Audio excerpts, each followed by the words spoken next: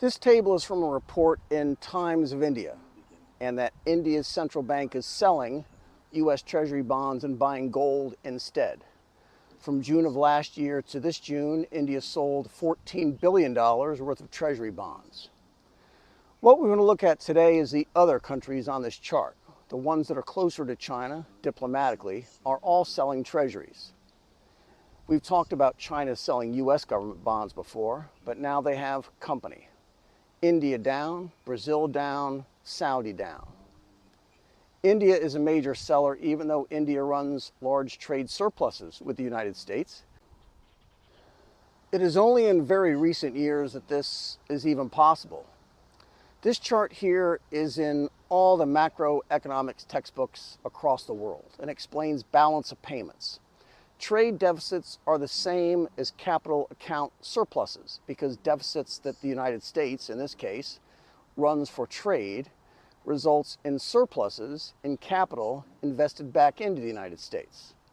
The balance of payments always equals zero.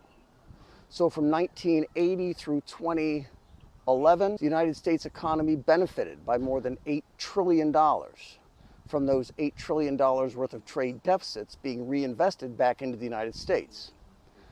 But this is from 2011 and presupposed a global system, one single system, of banking and finance and trade.